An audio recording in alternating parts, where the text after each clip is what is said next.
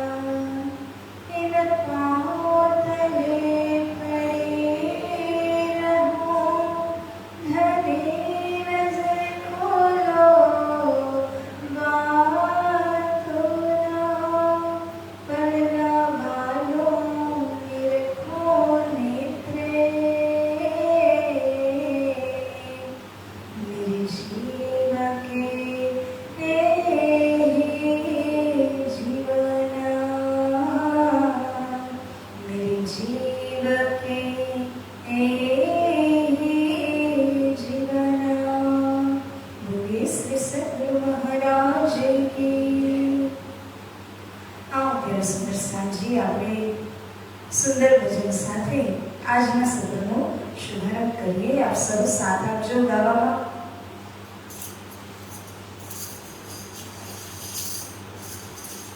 Page number 66 પર છે।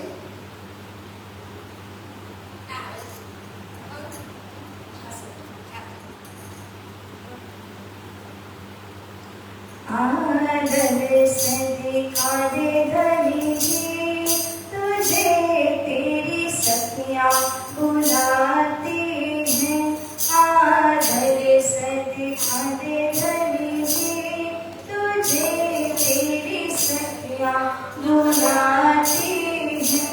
तुझे रो रो पुकारे मेरे नैन, तुझे रो रो पुकारे मेरे नैन, तुझे तेरी सखियाँ बुलाती हैं, तुझे तेरी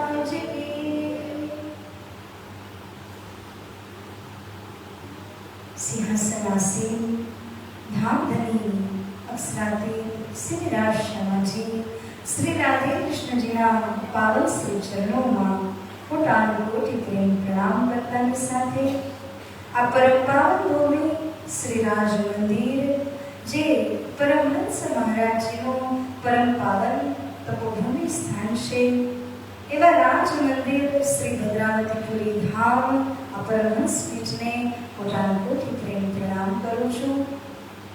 તેમજ પરમહંસ મહારાજજી જેમના શ્રી ચરણ અહીં આગળ પડ્યા અને ઘણા લોકોની જાગણી ગામે ગામ એમની જાગણી થઈ એવા પરમહંસ મહારાજજીના પાવન શ્રી ચરણોમાં નમન કોટી કોટી પ્રણામ કરતાની સાથે પરમ પૂજ્ય ગુરુજી બ્રહ્મરંજ શ્રી દીનદયાળજી મહારાજ મારી આત્માના ઉદ્ધારક એવા ગુરુ પ્રવર સદગુરુ સ્વરૂપ ગુરુચરણોમાં અખંડ દંડવત પ્રેમ પ્રણામ કરું છું. તેમજ મંદિરના ટ્રસ્ટીજન પૂજારી મહારાજજી અને પરિવાર આપ સમસ્ત મહિલા મંડળ એવી જ રીતે દેશ વિદેશની અંદર આ ગીતક ચર્ચા રસપાન કરી રહ્યા સર્વ સુંદર સાજીને રચિતા સખીના કોટી કોટી પ્રેમ પ્રણામ. आओ अपने चौपाई दोहरावीने गजलने आगळ वधारीए. श्री कृष्ण कन्हैया लाल की श्री महामती कहे ए साथ जी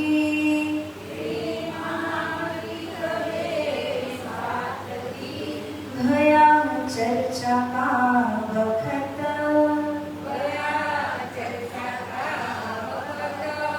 अब तुम सुनियो चित्त दे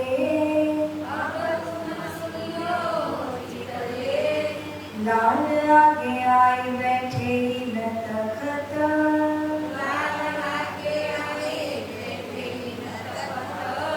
लाल आगे आई बैठे न तखत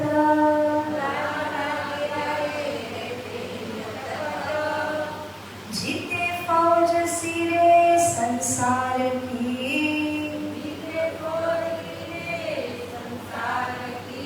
कारज कारण विस्तार तहाँ तमाशा देख के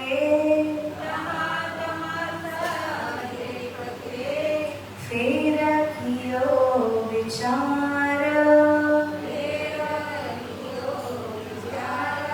फेर कियो विचार इत विचार करने लगे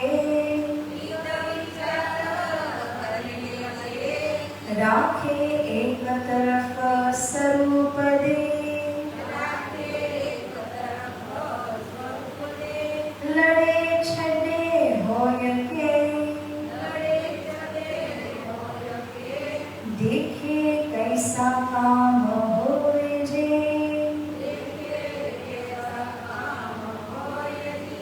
देखे कैसा काम होए जे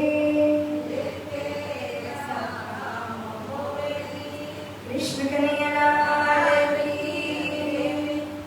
सब सुंदर साजी ने सादर प्रेम प्रणाम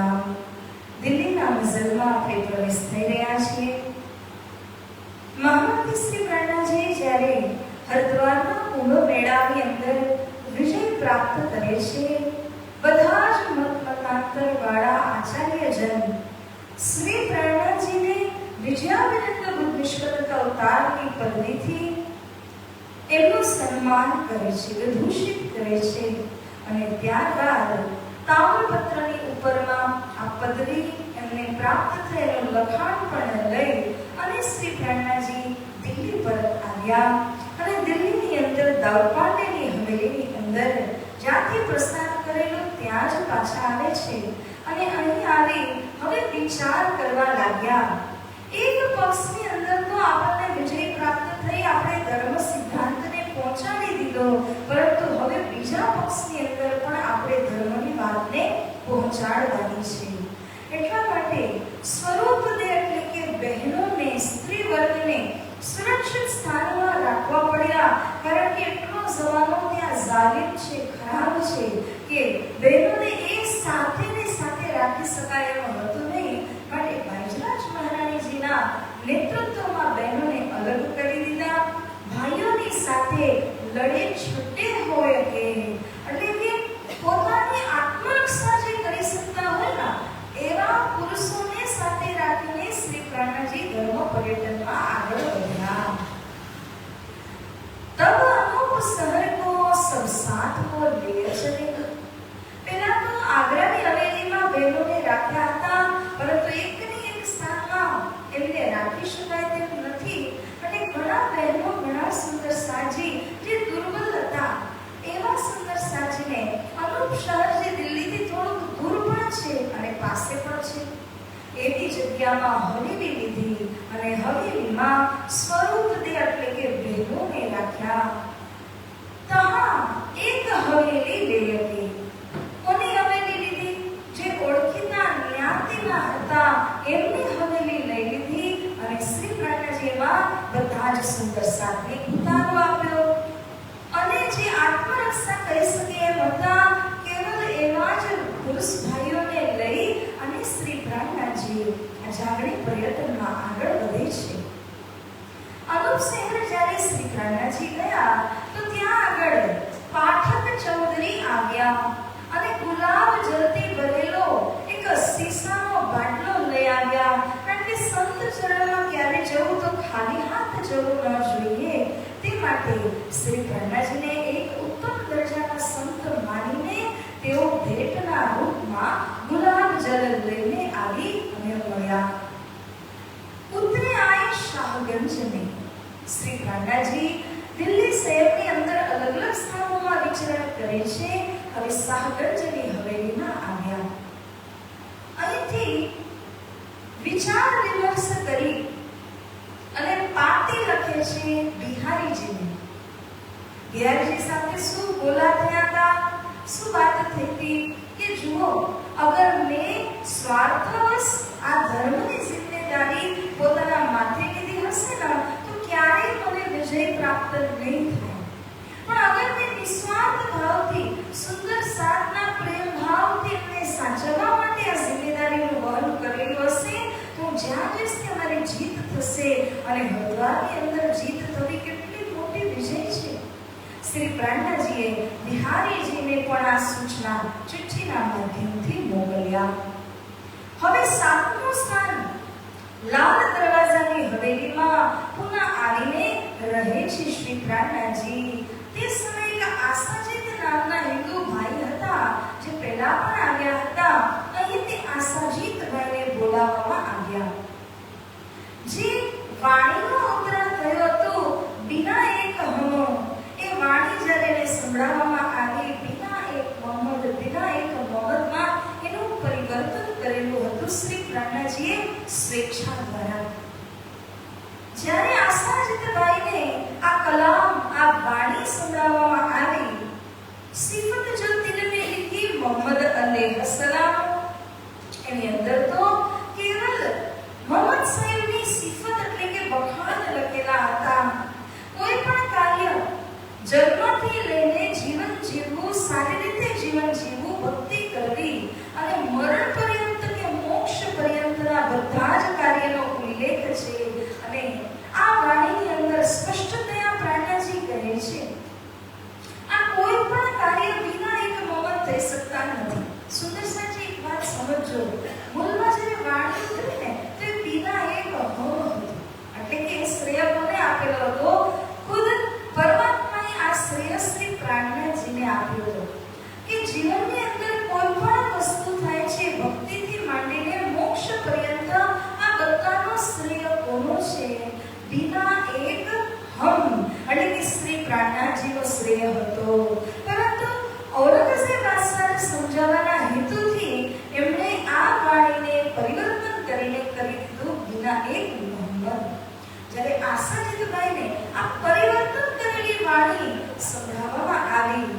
ત્યારે આશાજીતભાઈ વિચારમાં પડી ગયા કે આની અંદર તો તમે માત્ર ને માત્ર મોહમ્મદ સાહેબની જ સિફત બયાન કરી રહ્યા છો, એમનું જ વખાણ કરી રહ્યા છો. એમાં હજી એક પ્રકરણ બતાવ્યું, નબી ઓર નારાયણ. નબી એટલે કે મોહમ્મદને કહ્યું છે અને નારાયણ આ બંનેના વિશેનું એક પ્રકરણ છે. શ્રી પ્રાણનાજી નબી કોણ છે, ક્યાંથી આવ્યા છે, નારાયણ કોણ, ક્યાંથી આવ્યા, કોના સાથે સંબંધ છે, આ વાતને પુનસ્થ કરીને સમજાવે છે નબી નારાયણના પ્રકરણમાં. તો નબી નારાયણનું પ્રકરણ પણ જ્યારે આશાજીતભાઈને સંભળાવ્યું ત્યારે કહે છે હિન્દુઓ શિર ડમડોલ. કારણ કે એ હિન્દુત્વમાં કટ્ટરવાદી હતો ને માત્ર કટ્ટરવાદી ન હતો, એ તો હિન્દુત્વની અંદર જ એટલે કે પૂર્ણ બ્રહ્મ પરમાત્મા આવ્યા છે. એમના માટે હિન્દુ કે મુસલમાન એ તો શરીરનું નામ છે. આપણે લોકો મનુષ્યની અલ્પ બુદ્ધિને લઈને એને જ લઈને ઝઘડા કરતા હોઈએ છીએ, એને જ લઈને યુદ્ધ થતા હોય છે. પરંતુ પરમાત્મા શા માટે આવ્યા છે? આ ઝઘડાને હટાવવા માટે આવ્યા છે. પણ આ વાત એને સમજમાં ન આવી તો એને લાગ્યું કે મહાત્માજી તો કેવલ હિન્દુઓ કરતા પણ વધારે મુસલમાનનો પક્ષ લઈ રહ્યા છે. જ્યારે આ રીતે એને વાણી સાંભળી તો શું કહે છે? मैं देखता हूँ तुमको बिना सिर के आदमी, कानों तो सुने हते तुमको देखे न जीवी. हे प्राणनाजी, मैं સાંભળ્યું હતું એક મહાભારતના પ્રસંગની અંદરમાં એક સૈનિકનું અગર માથું કપાઈ જાય એ મરવાનો જ હોય, તેમ છતાં સૈનિક શું કરે? બીજા 10 ને મારીને જ મરે. પરંતુ હે પ્રાણનાજી, તમે સાંભળેલું હતું, આ તો મેં મારી નજરે જોયું, કારણ કે તમારા પાસે શું નથી? આ માથું નથી. કેમ? જેટલો પણ ડર હોય એ ક્યાં? એ માથામાં હોય.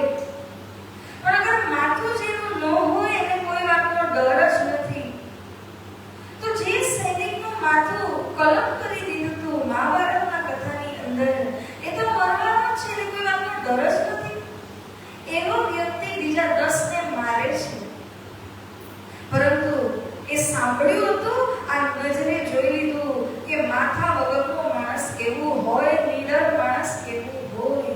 એટલે કે આશાજીતભાઈ શ્રી પ્રાણનાજીને બિના સિર કે નીડર આદમી એવી રીતે સમજી રહ્યા છે. કારણ કે બાદશાહ એટલા જુલુમી છે અને એવા બાદશાહને આ વાણી સંભળાવવા માટે તમે હિંમત કરી રહ્યા છો. તે સમયમાં તમે ઇતિહાસ વાંચો, ગુરુ ગોવિંદસિંહ, તેજ બહાદુરસિંહ આદિ કેટલા લોકોને સિર કલમ કરી લીધા હતા જે હિન્દુત્વમાં કટ્ટરવાદી હતા. એ ઝૂક્યા નહીં. મુસલમાન બાદશાહની સામે નમતા નથી, તેનું સિર ઉડાવી દે છે. પરંતુ તમે જુઓ પ્રણામી ધર્મના ઇતિહાસની અંદર કે પ્રાણનાજીએ પોતાના 12 જણા મોમિનોને ત્યાં આગળ મોકલ્યા. એક મેં મોમિનને મારી ન શક્યા, પ્રાણનાજીને હાથ લગાડી ન શક્યા. આ પરબ્રહ્મ પરમાત્માની કૃપા છે. જો એને ખબર પડી જાય કે આ મહાત્મા આટલો મારા ખિલાફમાં ધર્મનું આંદોલન કરવાના છે તો એ કોઈને રાખે ખરા? પરંતુ શ્રી પ્રાણનાજીની રક્ષા કોણ કરી રહ્યા છે? પૂર્ણ બ્રહ્મ પરમાત્મા કરી રહ્યા છે. હવે આગળ દિલ્હીની અંદર અલગ અલગ પ્રકારથી બાદશાહને સંદેશ મોકલવા માટે શ્રી પ્રાણનાજી અને એમના અનુયાયીજનો ખૂબ જ કોશિશો કરે છે. પેલા આશાજીતભાઈ તો હિન્દુ હતા, તો હિન્દુભાઈને સમજાવવાની કોશિશ કરી. જોઈ જાગી જાત, જોઈ માની જાત, તો એના માધ્યમથી બાદશાહને આ વાણી પહોંચાડવાની હતી. પરંતુ આશાજીતભાઈ તો નીડર ન નીકળ્યા, ડરપોક હતા. એટલા માટે આશાજીતભાઈએ આ વાત પહોંચાડી નહીં તો બીજો વિકલ્પ ગોતી કાઢ્યો. અને શ્રી લાલાજી મહારાજજી વિચાર કરે છે એક શેખ સલેમાન નામના કાજી છે જે બાદશાહના નજીકી છે. આપણે અગર કોઈ પણ એક નજીકીને જગાડી દઈએ તો એ બાદશાહ સુધી સંદેશ પહોંચાડી શકે. એટલા માટે શેખ સલેમાન નામના જે બાદશાહના નજીકી હતા એમના સાથે મુલાકાત કરે છે સ્વામી શ્રી લાલાશ્રી મહારાજ આદિ મોમિનો। यह विचार करके जाय मिले शेख सलेमान, तिनसो कहा हमको मिलाओ सुल्तान। જ્યારે શ્રી લાલદાસજી મહારાજજી કહે છે કે અમને તમે સુલતાન સાથે મળવાની તક આપો, અવસર આપો, તો અમે એમને આ ધર્મની વાત સંદેશ પહોંચાડવા માંગીએ છીએ। પરંતુ કિમિયા માંગે સોય, એ તો ચમત્કાર માંગતો તો, કિમિયા માંગતો તો, એટલે કે જેમ તમે કોઈ ફકીર બાબાની પાસે જાઓ અને એ ભભૂતિ આપે, કાં તો પછી ચપટી વગાડવાની સાથે જાદુ કરી નાખીને તમારા મનના મનોરથ પૂર્ણ કરી દે, એવું કંઈક એને માંગતો હતો। પરંતુ શ્રી લાલાશ્રી મહારાજજી શું કહે છે? જોયું કે આ તો કિમિયા માંગે, ચમત્કાર માંગે છે, તો શ્રી લાલાશ્રી મહારાજજી કહે છે बैठा फकीर पहाड़ में तिनके भेजे हम आए। जो भाई एक फकीर છે ને એ દૂર એક પહાડના ઉપર એક સ્થાનમાં બેઠા છે, એમના મોકલવાથી અમે તારા પાસે આવ્યા છે। तुम्हारे दिल के बीच में जेता कोई मनोरथ, सो सारे तुम्हारे पूरे करे अर्थ। जो भाई अगर तू बादशाहના સાથે અમારી મુલાકાત કરાવી દઈશ તો તારા મનના જેટલા પણ મનોરથ હશે એ મહાત્મા એ જે ફકીર છે ને પૂરા કરી દેશે। એક દિન સબ હોવહી સબ મિટ જાવે ક્રોધ, તારા મનના મનોરથ તો પૂરા થશે જ, સાથે એક દિન એક ધર્મની સ્થાપના થઈ જશે। બધાના મનમાં જે ડર છે ને એ ડર ભાગી જશે। કોનો ડર? સુલતાનનો ડર। હવે સુલતાનનો ડર ન રહે તો કાજી અમે પણ છીએ, એના પાસવાન, એના નજીકી છીએ, અમારો ડર એ પ્રજામાં નહીં રહેશે। તો એને તો લાગ્યું કે સુલતાનનો ડર હોય તો અમારો પણ ડર હોય, પરંતુ જો સુલતાનનો ડર જ ન રહે તો અમારાથી કોણ ડરે? અને એ લોકોને તો હુકુમત જ ચલાવવાની હતી। તમારા સિર ઊંચા હોય, લાલાજી કહે છે ભાઈ તમે જો આ સંદેશ ફકીરનો બાદશાહને પહોંચાડી દેશો તો હંમેશા માટે તમારું માથું ખુદા સામે ઊંચું થઈ જશે। और जेता कोई किमियागर करने वाले घात, ते कदम तुम्हारे पकड़े आधीन होए करे बात। જેટલા પણ જાદુગરો છે ને એ જાદુગર જે પણ શું કરી શકે? ધાતુને સોનું બનાવી શકે। એવા એવા કિમિયાગર તારા આધીન થઈ જશે, બધા આવીને તને પગે લાગશે, તારું કામ કરી દેશે। બોલ તને શું જોઈએ છે? આ રીતે શ્રી લાલાશ્રી મહારાજજીએ તો ઘણી વાર સમજાવવાની કોશિશ કરી।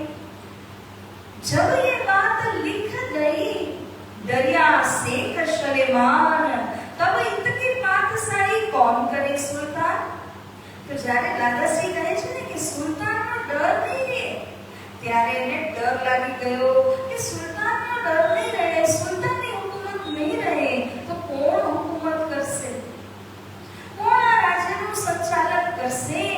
તબ ઇતની પાતશાહી કોણ કરે સુલતાન। અને જ્યારે આ વાતનો ડર લાગ્યો, इन फकीर की पातशाही हक्के कई दी नहीं। લાલાશ્રી કહે છે ફકીર કોઈ પાતશાહી કરવા નથી આવી રહ્યા, એ તો ધર્મની વાત બાદશાહને પહોંચાડવા માટે જ આવી રહ્યા છે। તમારી આ હુકુમત, તમારો આ દેશ, તમારો આ લોક, એના ઉપર બાદશાહની દ્રષ્ટિ છે, પરંતુ ફકીરની કોઈ દ્રષ્ટિ એના ઉપરમાં નથી। એમને તો માત્ર એક જ ચીજ વાલી છે કે પરમાત્માના ચરણ પ્રાપ્ત થઈ જાય, લોકોના જીવનમાં ઉદ્ધાર થઈ જાય, સુધારો આવી જાય। એટલા માટે ફકીર આ બધું ધર્મનું આંદોલન કરી રહ્યા છે।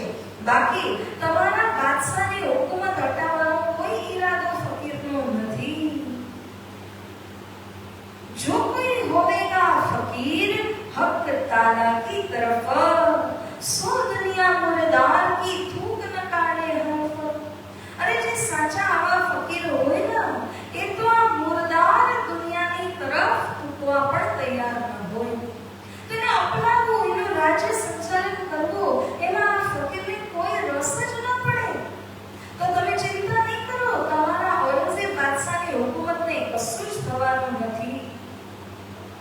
परंतु यह बात सुन के दहशत भरी दिल में, जो अंकुर नबड़ो है ना तो आवश्यक है समझावा कहीं के जाए के समझी कहीं के जाए असली बात है મળે જ નહીં.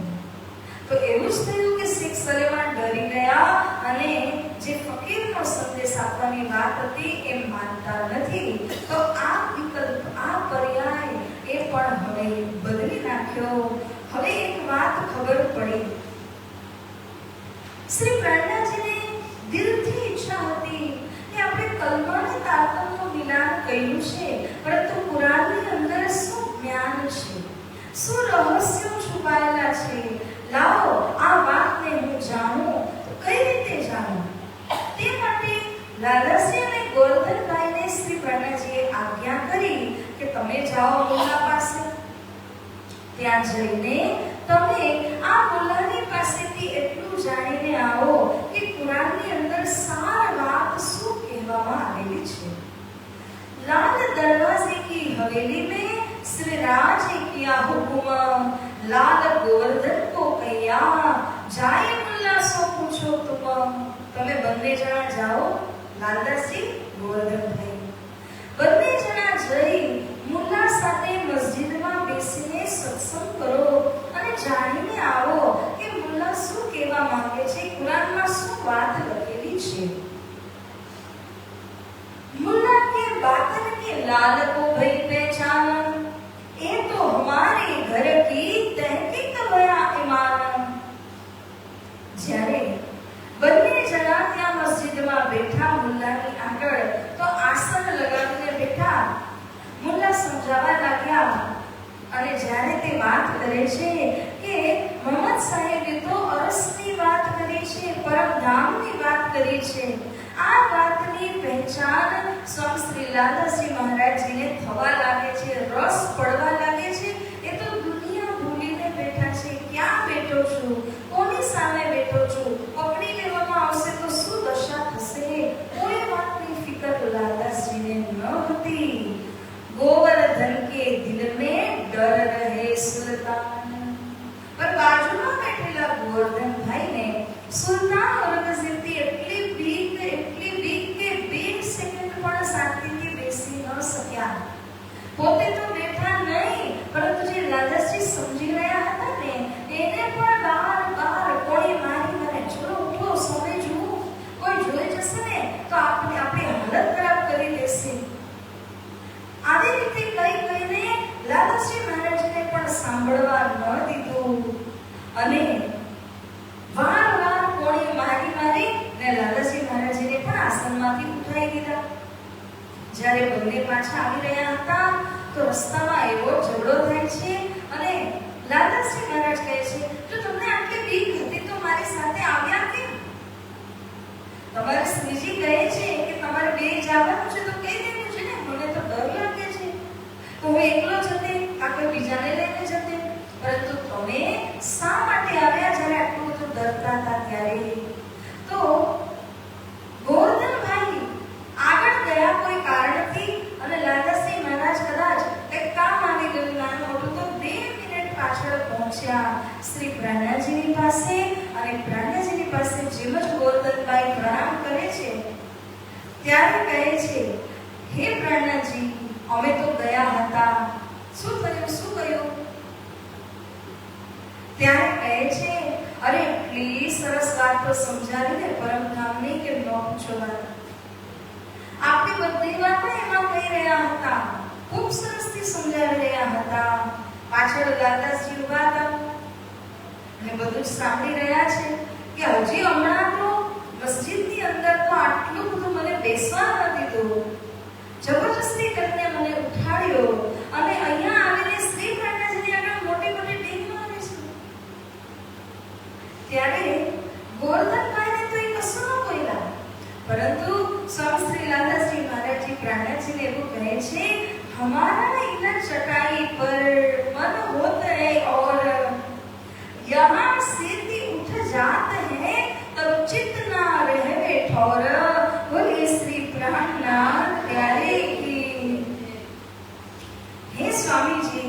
લાલદાસજી કહી રહ્યા છે શ્રી પ્રજ્ઞાજીને, હે સ્વામીજી તમને શું કહીએ, અમે જ્યારે આ ચટાઈ ઉપર બેઠા ને, આ ચટાઈ તમારી સામે, ત્યારે તમારા નૂરથી, તમારા જોશથી અમને એટલી શક્તિ આવે, એટલી સ્ફૂર્તિ આવે, એટલો આનંદ આવે કે અમારું મન જ કંઈક પરમધામમાં પહોંચી જાય. જેમ જ આ ચટાઈ ઉપરથી અમે ઉઠી જઈએ કે અમારું જે મન છે તે બિલકુલ અસ્થિર થઈ જાય. અમારા મનને બિલકુલ શાંતિ ન મળે. જ્યારે આવી વાત કરી ત્યારે ગોવર્ધનભાઈનું ફટક્યું.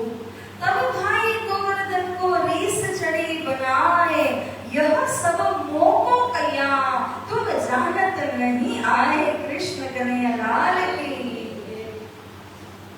हे प्रार्थनाजी, તમને નથી ખબર સ્વામી લાલદાસજી જે પણ કહી રહ્યા છે એ બધું મને કહ્યું છે. તમને તો ખબર નથી, પરંતુ આ બધું મને જ મેણા મારી રહ્યા છે.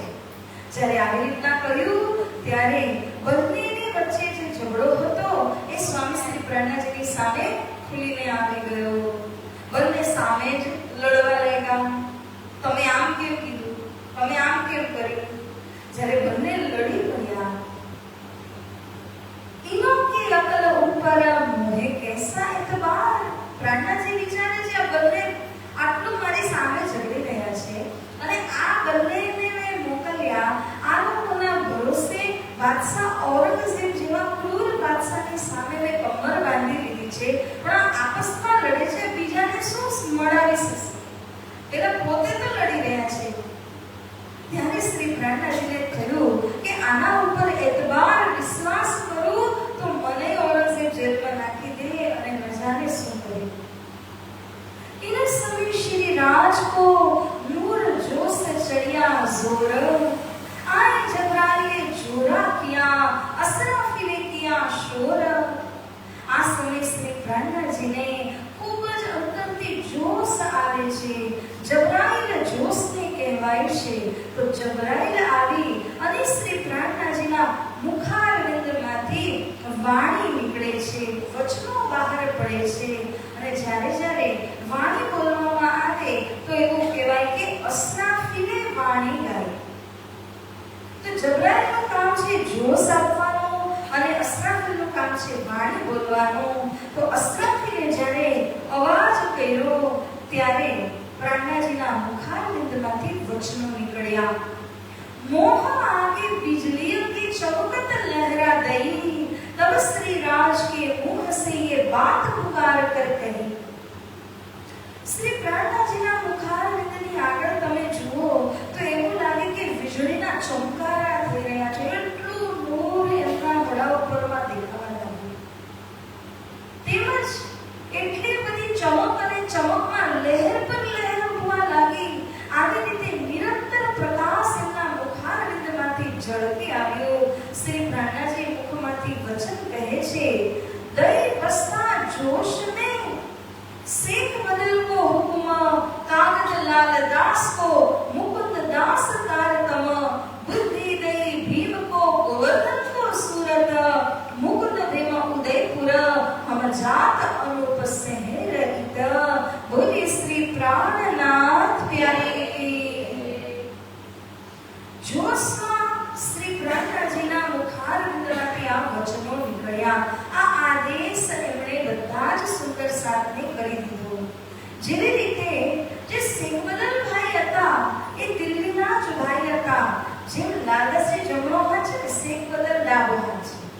તો શેખબદલભાઈ એટલું બધું કામ, એટલી બધી સેવા ઈમાનથી કરતા હતા. એ શેખબદલભાઈને શ્રી પ્રજ્ઞાજી દિલ્હીની અંદર જાગણી કરવાનો આદેશ હુકમ આપે છે. જેટલી પણ વાણીનો અવતરણ થયો કે જેટલા પણ શાસ્ત્ર, વેદ, વેદાંત જે પણ પુસ્તકાલય હતું ને એ પૂરું કાગળખાનાની જિમ્મેદારી લાલદાસજી મહારાજને આપી દેવામાં આવી. એવી જ રીતે તારતમ મહામંત્રને જ્ઞાનનો પ્રચાર કરવાની જિમ્મેદારી મુકુંદદાસજીને દઈ દેવામાં આવી. અને ભીમભટ્ટજીને કહ્યું કે તમે બહુ બુદ્ધિશાળી છો ને, તો તમે બુદ્ધિ દ્વારા તમે મંથન કર્યા જ કરો. એ વેદાંતી હતા, ખૂબ બુદ્ધિશાળી હતા. બારીકાઈમાં જતા હતા તો બુદ્ધિ દઈ ભીમકો, બુદ્ધિ લો અને તમે મંથન કર્યા જ કરો. ગોવર્ધનભાઈને કહ્યું કે આવી રીતે ડરપોક બનીને ચાલવું હોય તો તમારું કામ નહીં, જાઓ તમે તમારા ઘરે સુરત ભેગા થઈ જાઓ. મુકુંદ ભીમ જે મુકુંદાસજી એમની સાથે ભીમભાઈને કહેવામાં આવ્યું કે તમે બંને જઈ અને ઉદયપુરની અંદર પ્રચાર કરો તારતમ મંત્ર અને તારતમ જ્ઞાનને લઈને. શ્રી પ્રાણનાથજી કહે છે કે જે સુંદર સાજીને મેં અનુપ શહેરની હવેલીમાં રાખ્યા છે એના માટે હું પોતે અનુપ શહેર જતો રહું. બિચારા એ લોકોને હું ત્યાંથી રવાના કરી દઉં જેથી કરીને કોઈ બિચારા અહીંયા ધક્કા ખાય નહીં. મારા ભરોસે બેઠા છે એમને ઘરે ઘરે રવાના કરી દઉં. ભાગી સારી ઉર્જન, બધી જે કામ કેવી રીતે કરવું, સંદેશ કેવી રીતે પહોંચાડવો, આ બધું ઉલઝન હતી ને એ બધી જ ઉલઝન ભાગી ગઈ કારણ કે કામ જ પૂરું થઈ ગયું.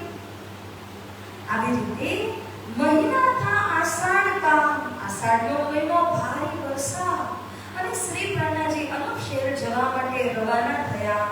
કોઠી ઉપર બેઠકે એક બળદવાળું ગાડું હોય એને કોઠી કહેવાય. તે કોઠી ઉપરમાં બેસીને પહોંચે અનુપ શહેર તિતર. અનુપ શહેર જવા માટે નીકળ્યા ને પહોંચ્યા, પરંતુ રસ્તામાં જે કસોટી થઈ છે એનો કોઈ હિસાબ નથી. પેટ છૂટા કહા જાય કે ગઈ માણિક અવસદ રહી ના કછુ હદ. રસ્તામાં જતી વખતે એટલું પેટ છૂટીને જુલાબ થઈ જાય છે કે ત્યાંથી એક જગ્યાથી બીજી જગ્યા હજી જતા હોય એટલી વારમાં તો વારવાર બળદગાડું રોકી દેવું પડે. આગળ જ ન નીકળી શકે એવી હાલત થઈ ગઈ. અને ત્યાં સુધી કે જે માણિક બહેન સાથે હતા એમણે ઔષધ આપી. પહેલાના સમયમાં કેવું કે ઔષધ આટલી સરળ નહોતી. આજે તો કહે છે ભટનારી ટેબ્લેટ લઈ લીધી આગળ વહી ગયા. પહેલા ક્યાં આવી ટેબ્લેટો હતી કે ક્યાં ઔષધી હતી, પરંતુ ઔષધ દેવાનો અવસર આવી ગયો એટલે કેટલી કસોટી થઈ હશે. માણિકે ઔષધ આપી અને શ્રી લાલાશ્રી વર્ણન કરતા શું કહે છે, રહીના કછુ હદ, લિમિટ જ ના રહી. એટલો બધો જુલાબ, એટલું પેટ છૂટું કે આગળ જવું જ મુશ્કેલ થઈ જાય છે. इन समय शरीर को बड़ी भरी कसोट, डर के लालबाई रोई ले धनी की ओट. લાલબાઈ છે ને આગળ પ્રસંગમાં આવશે આજકાલમાં, એવી નીડર છે, પુરુષ બરાબર છે. નામ છે લાલબાઈ, લક્ષ્મણ શેઠજીના પત્ની છે. એવી નીડર લાલબાઈ પણ શ્રી પ્રાણનાથજીની આવી અવસ્થાને જોઈને, આટલી કસોટીને જોઈને એવી રડી અને રાજીને પ્રાર્થના કરવા લાગી કે હે રાજી મહારાજ તમે રક્ષા કરો, આ શું થઈ રહ્યું છે, હે રાજી સહારો આપો. તબ આપ દિલાસા કરી જીન કોઈ ડરો તુમ. શ્રી પ્રાણનાથજી કહે છે લાલબાઈ મારી આવી અવસ્થા થઈ, આવી હાલત થઈ રહી છે, ઉપરથી તમે રડી રહ્યા છો. હવે આવા સમયમાં હું તમને આશ્વાસન દેવા બેસું કે હું પોતાને સંભાળું. તમે રડો નહીં, કારણ કે ફિરીના મેરી સુરત તબ તમે ખબર કરો હુકુમ. મારી સુરતા હજી પરમધામમાં ફરી નથી, મારું કામ હજુ બાકી છે. અને જ્યારે મારી સુરતા ફરી જશે ને તે સમયે હું અગાઉથી તમને બધાને કહીશ કે મારી સુરતા પરમધામ તરફ ફરી ચૂકી છે. તો ચિંતા નહીં કરો, મને કંઈ જ નહીં થાય, પણ તમે રડો નહીં જેથી કરીને મને પણ હિંમત રહે. જેમ તેમ કરીને જ્યારે અનુપ શહેરમાં પહોંચી ગયા ત્યારે શરીરને પહેલાની જેમ સ્વસ્થ થવા માટે સમય લાગ્યો. એટલી બધી કસોટી થઈ ચૂકી હતી કે માંડ પહોંચ્યા. જ્યારે શ્રી પ્રાણનાથજીનું શરીર પહેલાની જેમ થોડું સ્વસ્થ થવા લાગ્યું ત્યારે રાજી મહારાજે એવી અનુકંપા કરી, કૃપા કરી કે જે વસ્તુ શ્રી પ્રાણનાથજીને જાણવાની ખૂબ ઉત્કંઠા હતી ને, શું જાણવું હતું એમને કે કુરાનમાં શું લખ્યું છે, કુરાનની અંદર કેટલી ગહેરાઈની વાત છે જાણવી હતી. તો રાજી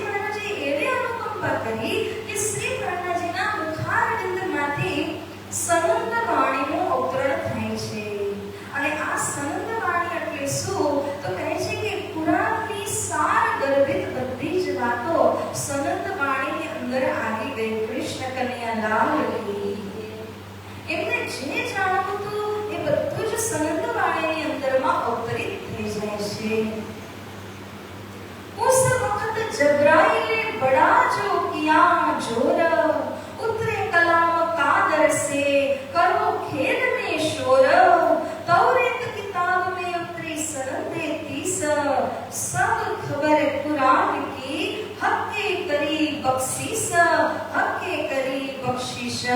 बोले श्री कृष्ण कन्हैया लाल की, श्री प्राणनाथ प्यारे की।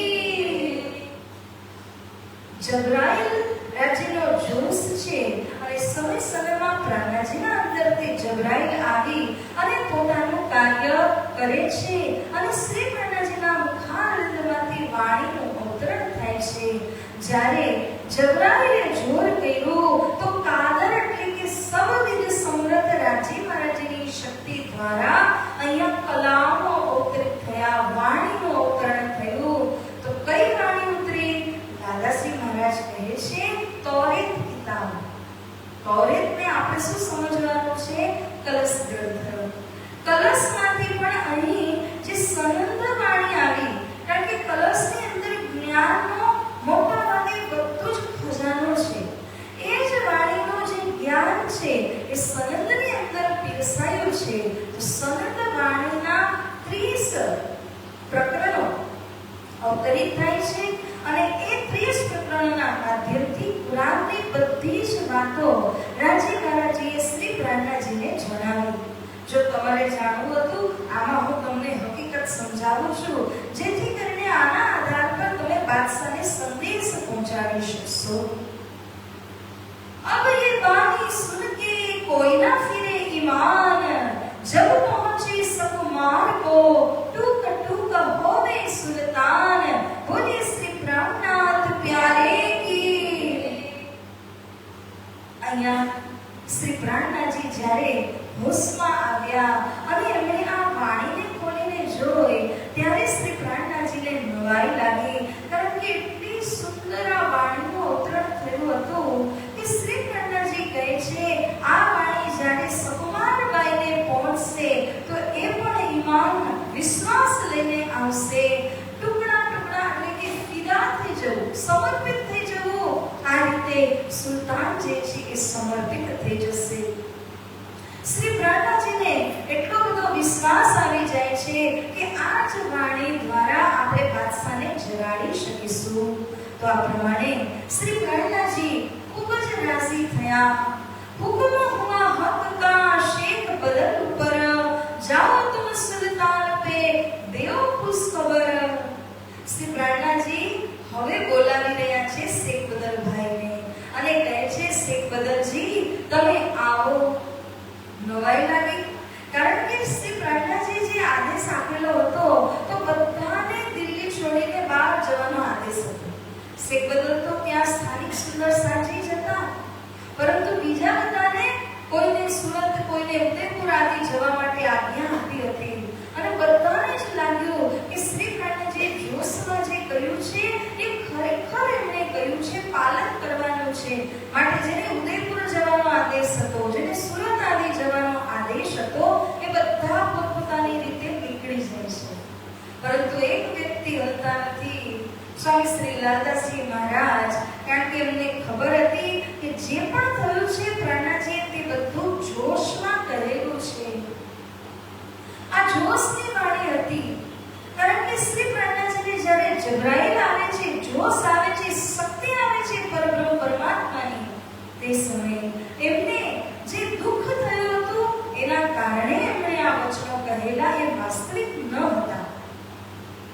તે માટે લાલદાસજી મહારાજે દિલ્હી છોડીને બિલકુલ બહાર જતા નથી અને એમનો આદેશ ફરી આવશે એના માટે ઇંતજાર કરે છે। તો શ્રી પ્રાણનાજીનો આદેશ થયો અને શ્રી પ્રાણનાજીએ ફરી આ બધાને પાછા બોલાવ્યા। સૌથી પહેલા શેખ બદલ ભાઈને બોલાવ્યા અને કહ્યું કે આ જો સનંદ વાણી રાજ્યે બક્ષિશ કરી છે, આ ઉપરવાળાની કેટલી મોટી મહેર કહેવાય।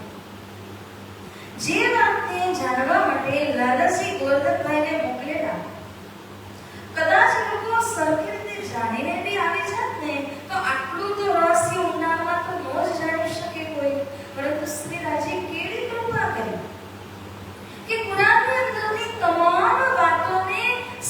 પ્રાણનાજીના મુખારવિંદમાંથી વાણીના માધ્યમથી અહીં જ પ્રગટ કરાવી દીધી.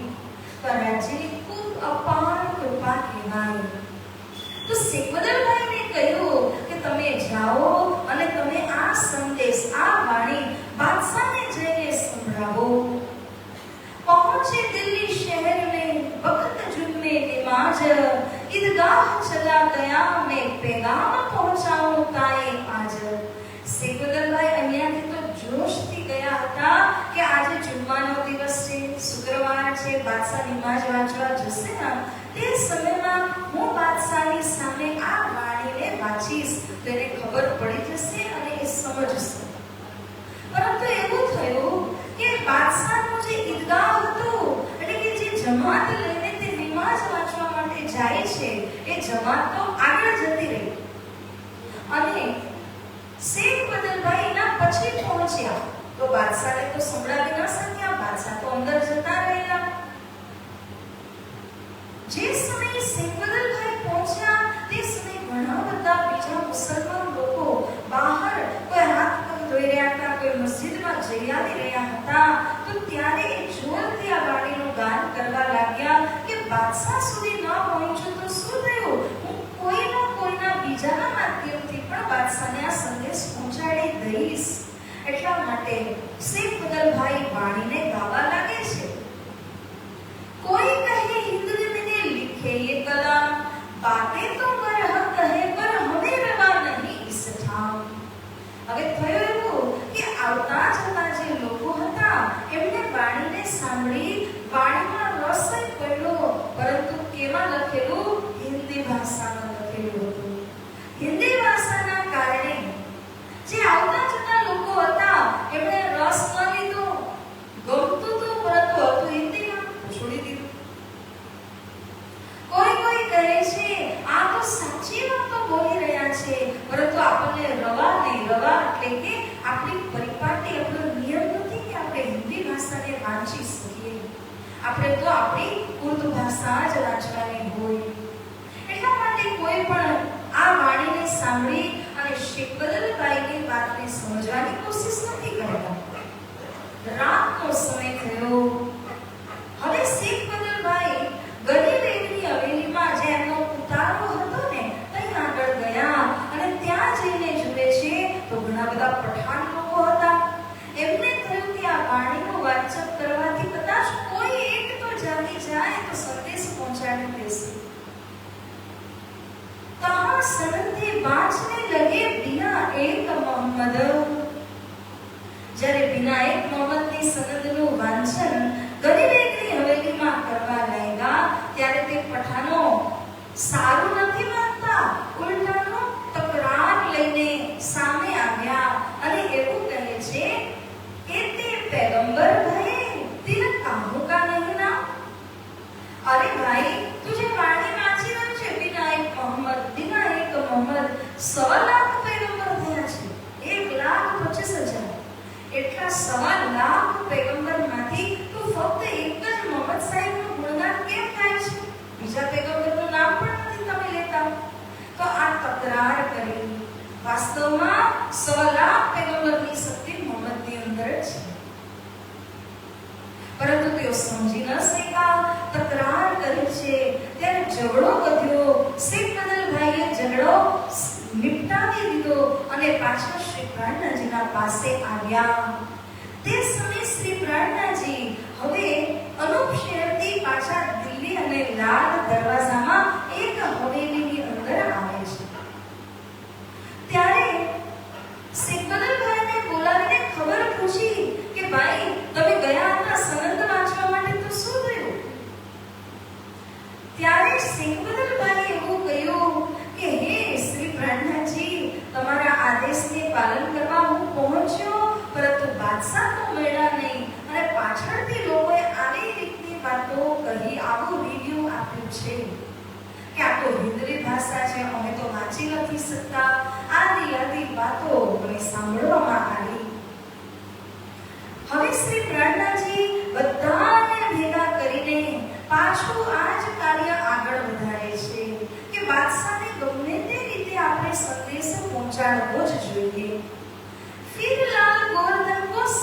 સલમાન પાસ લેજે. હવે અહીંયા લાલાશ્રીને ગોવર્ધનભાઈને મળાવીને પાછા જે શેખ સલમાન નામના કાજી હતા બાદશાહના એના પાસે મોકલ્યા અને ત્યાં જઈને પાછી અરજી કરી કે અમને બાદશાહ સાથે મળાવો, અમારે ખૂબ અગત્યની વાત એમના સાથે કરવી છે. શેખ સલમાન કહે છે આજ મિલાવો કલ મિલાવો. તમારે કોઈ કાર્યને ઠેલવું હોય તો તમે શું કરો? એ કાલે આવજો ને, પછી કાલે કોઈ આવે તો પરમદાડે આવજો ને. આ રીતે છે, બરાબર? એવી રીતે શેખ સલમાન પણ શું કરે છે? એ કાર્યને પાછળ ધકેલ્યા જ કરે છે. ઘણો સમય થઈ ગયો ને, 2-3 મહિના ભટકાવ્યા પછી શું કહે છે? કહે પહેલે તો ઇના દેશ સો મિલત નહીં સુલ્તાન, દેશ તુમારા બદલો તબ સુલ્તાન સુનાઓ કાન. 2-3 મહિના લબડાવ્યા અને પછી એને એવું કહે છે કે હું શું કરું? સુલ્તાન છે ને આ વેશના લોકો સાથે, હિન્દી વેશના લોકો સાથે મળતા જ નથી. પહેલા તો તમે તમારો વેશ બદલી નાખો, મુસલમાન જેવા દેખાવા લાગો, એ વેશ ધારણ કરો, પછી હું તમારી મુલાકાત બાદશાહ જોડે કરાવું. દાદાજી સમજી ગયા. આટલું લબડાવ્યું પછી આ વાત કરે છે. એનો મતલબ આનો ઈરાદો નથી તો અબ ફીરો ઇનસે આપ, આનાથી કશું જ થવાનું નથી. જે કહે ને હું આ કરી દઈશ, ઓલું કરી દઈશ, એ કશું જ ન કરે. એટલે પ્રાણાજીએ મોમિનોને સલાહ આપી, હવે બીજો કોઈ તમે પર્યાય કરો. લાલ દરવાજાની હવેલીમાંથી હવે આ 10મું સ્થાન આવ્યું. અલગ અલગ ફરતી જગ્યાઓમાં સરાય રોહિલ્લા ખાનની હવેલીમાં આવ્યા. અહીંયા આવીને વિચાર કરવા લાગ્યા કે બધા એવું જ કહે છે કે હિન્દી ભાષાને બાદશાહ વાંચતા નથી, લોકો પણ હિન્દી ભાષા વાંચતા નથી, તો જે વાણીનું અવતરણ થયું છે એને આપણે શું કરી દઈએ? અરબી ફારસી ભાષાની અંદર એનો અનુવાદ કરીએ. એ લોકોને અનુકૂળ થશે તો એ લોકો વાંચશે. આ હેતુ દ્વારા હવે શું કરે છે? અરબી ફારસીની અંદર આ વાણીને અનુવાદ કરે છે. तब एक मुल्ला फारसी का बुलाए आया गया राम, रखा चाकर दे महीना वास्ते लिखने न काम. હવે એક મુલ્લાને પકડીને લઈ આવ્યા જેને અનુવાદ કરવાનું આવડતું હતું, જે હિન્દી પણ જાણે છે, અરબી અને ફારસીનો ટ્રાન્સલેશન પણ કરી શકે એવા એક મુલ્લાને દયારામ ભાઈ ગોતીને લઈ આવ્યા. તો જ્યારે આ ભાઈ આવે છે એને મહિનાવારી આપી દીધી, પગાર ઉપર રાખ્યા, કારણ કે સેવા તો કરવાના નથી, તો પગાર આપી અને એને આ કામ માટે રાખી લીધા. શેખજી મીરાજી કા લિખા એક સંવાદ. એક સંવાદ આવે છે. જેવી રીતે આપણે સૌ જાણીએ છીએ કે ગીતાની અંદર એક સંવાદ છે. ગીતામાં કોનો સંવાદ છે? તો શ્રી કૃષ્ણ કોની હારે વાત કરે છે?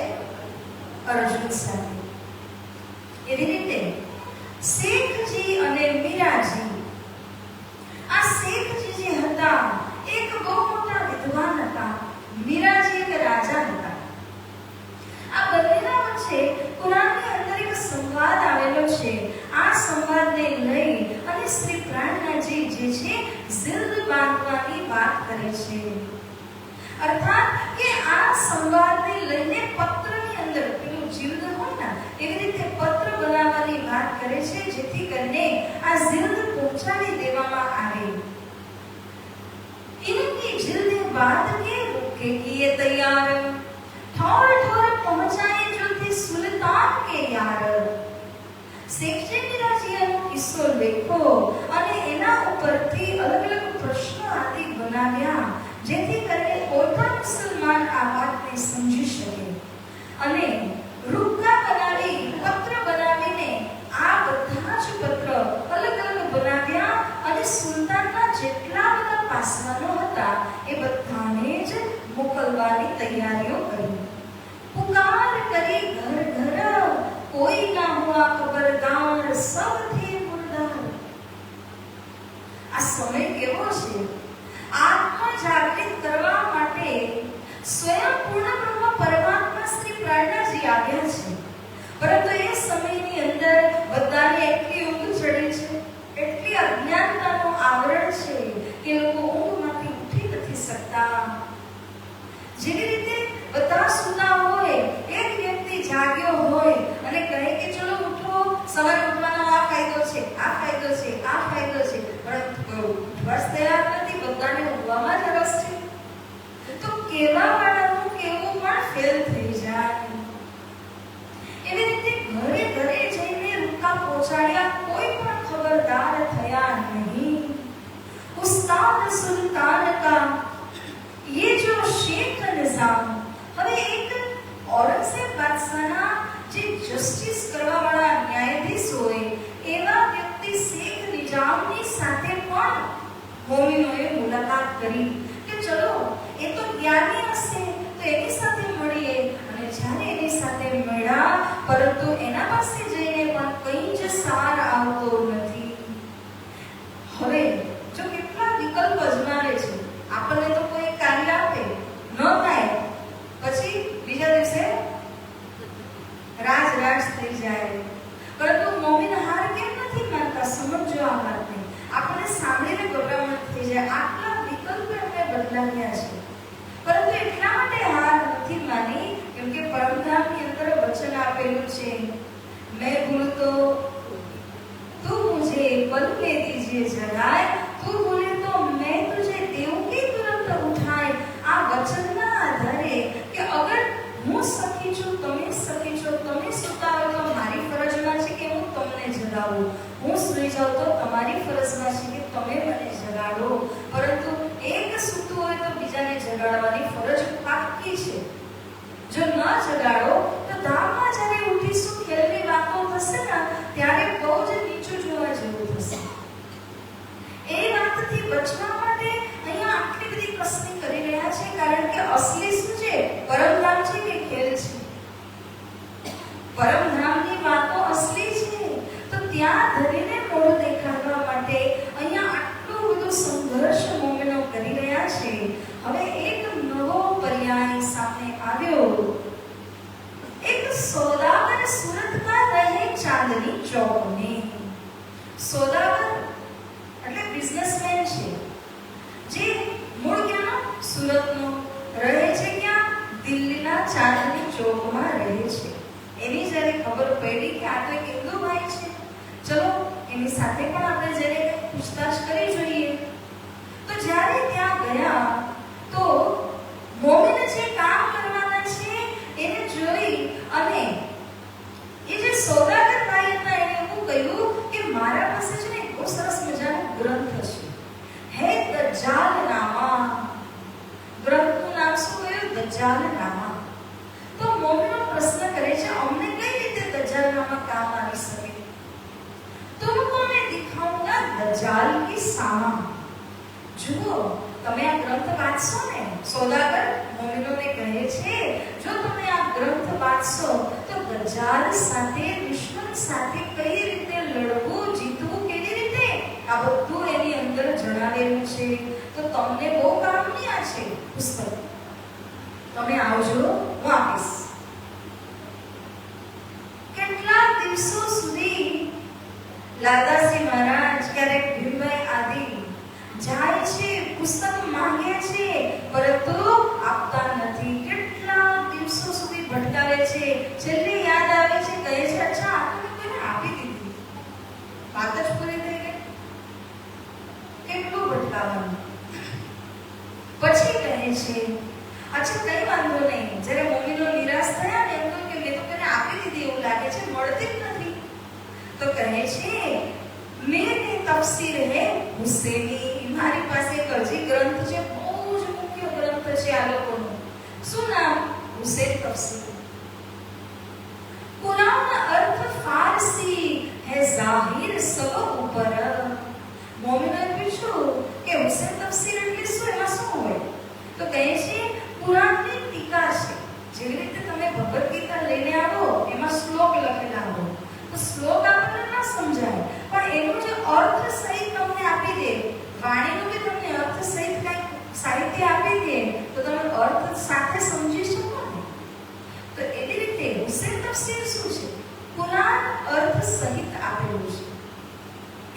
કહેવાય હુસેન તફસીર.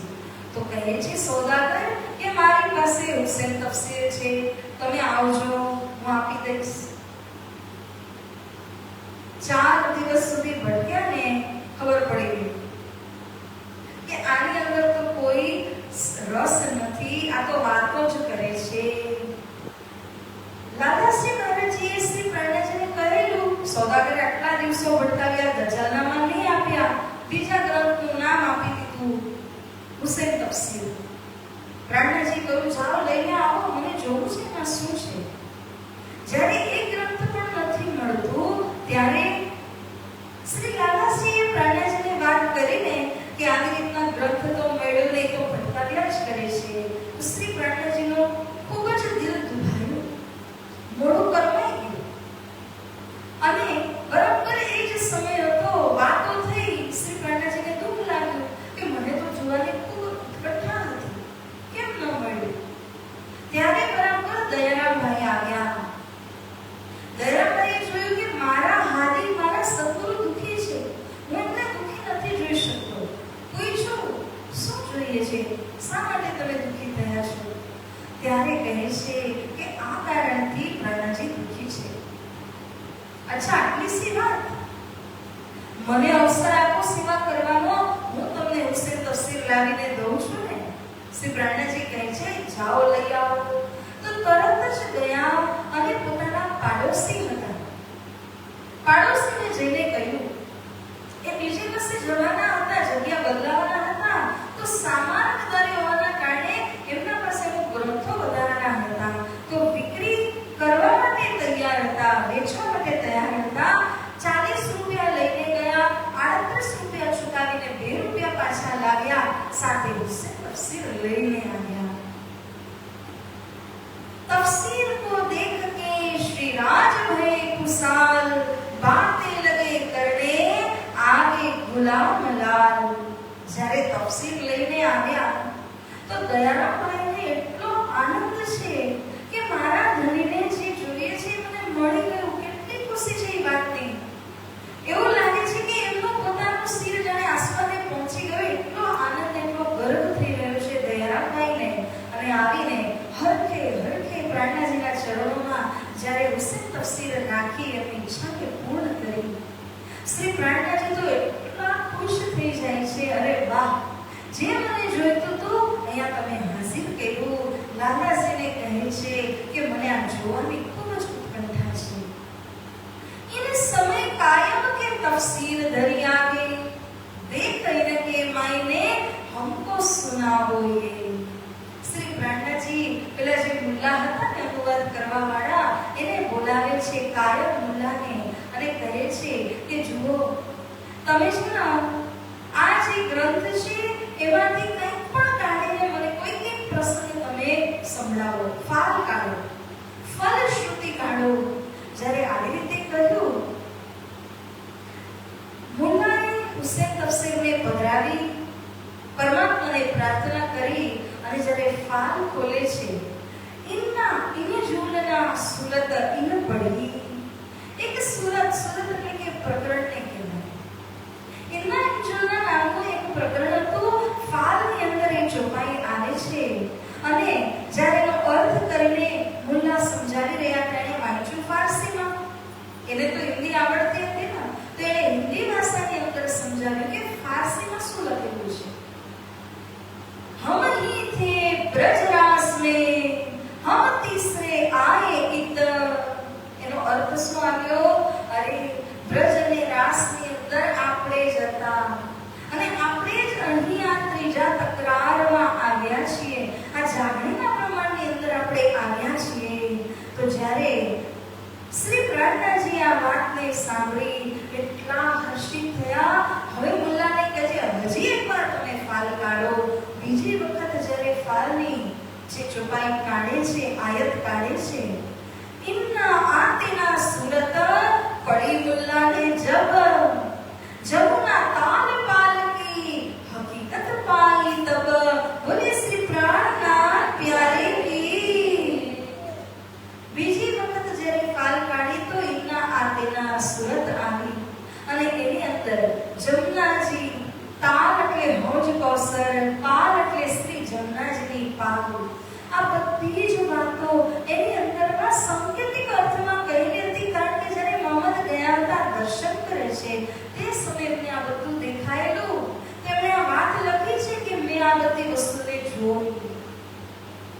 તો જ્યારે શ્રી પ્રાણનાજી આ શબ્દો સાંભળ્યા ત્યારે કેવી હાલત થઈ? લાલાશ્રી ખૂબ સરસ રીતે વર્ણન કરે છે. तब चोट लगी श्री राज को आया ऐसा हाल, ना रही उठने की ताकत, हुए अति खुशाल. 3 रोज लग सेज से उठ ना सके तब, सुन सुन तफसीर के कलाम रब्बानी जब. बोले श्री प्राणनाथ प्यारे की, श्री सद्गुरु महाराज की, कृष्ण कन्हैया लाल की. જ્યારે આ બીજી વખતની પારની આયત શ્રવણ કરી ત્યારે શ્રી પ્રાણનાથજીને એવી ચોટ લાગે છે કે માનો કોઈનું બ્લડ પ્રેશર હાઈ થતું હોય, કોઈનું લો થતું હોય. બરાબર? હાઈ પણ સારું નહીં કે લો પણ સારું, બરાબર હોવું જોઈએ. કોઈને શુગરમાં પ્રોબ્લેમ હોય, હાઈ થાય લો થાય, પણ કોઈ વસ્તુ સારી નથી હોતી. એવી રીતે જ્યારે અત્યંત સુખ મળી જાય, ખૂબ ખુશ થઈ જઈએ ને એક વારમાં, લોટરી લાગવાથી કેવું થાય? બહુ ખતરનાક. કારણ કે એનાથી શું થાય? આ હૃદય જો અગર નબળું હોય ને તેની પર તરત જ અસર થઈ જાય.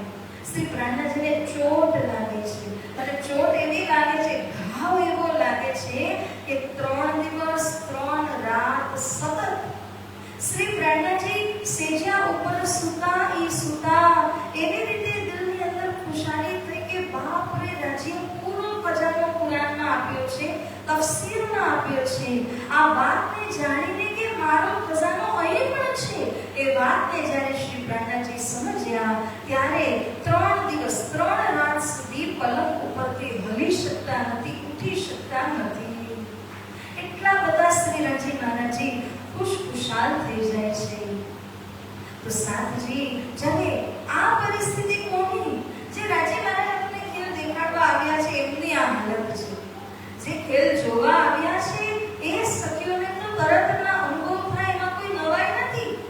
પરંતુ જે શ્રી રાજી મહારાજ ખેલ દેખાડવા માટે આવ્યા છે એમને પોતાને પણ જાતના આવા અનુભવ થાય છે. तो साथ जी एह कुशाली अपनी पहुंचाई सब साथ. श्री પ્રાણનાથજીએ આ જે ખુશાલીની વાત હતી તે પોતાના બધા જ સુંદર સાથને પહોંચાડી. ગામમાં સુંદર સાથ છે એ બધાને આ ખુશખબરી પત્ર વ્યવહાર દ્વારા મોકલવામાં આવી. પણ સૌથી પહેલા કોને પહોંચાડી તો અહીંયા કહે છે, સુનિયો ભીમ મુકુંદજી, उद्धव के सब श्याम हम पाती पड़ी मोहम्मद की, सब पाई हकीकत धाम. સૌથી પહેલી ચિઠ્ઠી લખાઈ ગુરુભાઈ મુકુંદજીને, મુકુંદદાસજીને. કારણ કે મુકુંદદાસજી 313 પૂર્ણ સૃષ્ટિઓમાંથી એક હતા, પરંતુ શ્રી પ્રાણનાથજીની સાથે આવા પ્રચાર ક્ષેત્રમાં હોવા છતાં પણ આ મુદ્દા ઉપર કે કેમ મુસલમાનને આપણે જગાડી રહ્યા છે, આ મુદ્દા ઉપર હંમેશા મુકુંદદાસજી અડીને ઊભા હતા. એમને સમજાવવા માટે શ્રી પ્રાણનાથજી આ પત્ર વ્યવહાર કર્યો અને મુકુંદદાસજીને સૌથી પહેલી ખુશખબરી મોકલી સાથે ભીમભાઈને. અને ઉદ્ધવજી, કેશવ અને શ્યામ આદિ જે બધાને એવું હતું કે કેમ આપણે મુસલમાનોને ધર્મનો સંદેશ આપવાની જરૂરત છે, એ બધાને સમજાવવા માટે પ્રાણનાથજી કહે છે કે મને મોહમ્મદ સાહેબની પાટી, કુરાનની પાટી મળી ચૂકી છે, જેની અંદર પરમધામની હકીકત સ્વયં રાજી મહારાજે લખાવી છે. એટલા માટે હું એનો દાવો લઈને જે પણ આત્માઓ મુસલમાનમાં પડી છે એમને જગાડવા માંગુ છું. हो सैया फुरमान ल्याए हम आए वतन से वास्ते तुम, इनमें खबर है हमारी हकीकत देखो तुम्हारी. આ વાણીનું અવતરણ પણ ત્યારે થયું જેવા શ્રી પ્રાણનાથજી કહે છે છે, સંયમો મારી બ્રહ્માત્માઓ, તમે જો માયાના દબાવના લીધે, માયાના વિકારના લીધે તમે જો ન સમજી શકતા હોય કે રાજી મહારાજે પુરાણમાં કેમ આપણી વાત લખાવી, તો એટલું માત્ર સમજી લો કે રાજી માટે હિન્દુ શું ને મુસલમાન શું બધા એક છે. જેટલું હિન્દુને જગાવવા માટે વેદોમાં, શાસ્ત્રોમાં, પુરાણોમાં વાતો લખાવી છે, એ જ રીતે પુરાણ પક્ષની અંદર પણ એમણે ધામની વાત લખાવી છે. એમના મનમાં કોઈ ભેદભાવ તો નથી. જ્યારે સૂર્ય હોય એ પણ દેવાલય અને મૃદાલયની ઉપર એક સમાન પ્રકાશ આપે છે, તો પછી પૂર્ણ બ્રહ્મ પરમાત્મા છે એ શું પાર્શિયાલિટી કોઈ ભેદભાવ કરી શકે? એમ ન કરી શકે. એમના માટે તો બધા એક સમાન છે. अपने घर की इशारते और न समझे कोई, और कोई तो समझे जो कोई दूसरा હોય. શ્રી પ્રાણનાજી કહે છે કે આપણા પોતાના ઘરની વાતોને આપણે ન સમજીએ તો કોઈ બીજા આવીને સમજશે. જે આપણા ગ્રંથની વાતો એમાં લખાવેલી છે એનો દાવો જો આપણે ન લઈએ તો કોણ લઈ શકશે? આ રીતે શ્રી પ્રાણનાજી બધાને ચિઠ્ઠી પત્રી દ્વારા સચેત કર્યા અને બધાના મનમાં જે વિકાર આવી રહ્યો હતો તે સમયમાં એને દૂર હટાવ્યો. આવો સુંદર સાંજી આજે થોડીક નજર આપણે હજી આગળ લઈ જવાની છે. છોટ નાની ધૂન બોલાવી અને થોડુંક નજરને આગળ વધારવાનું છે. તો આપ સૌ સાથ આપજો. કૃષ્ણ કનૈયા લાલ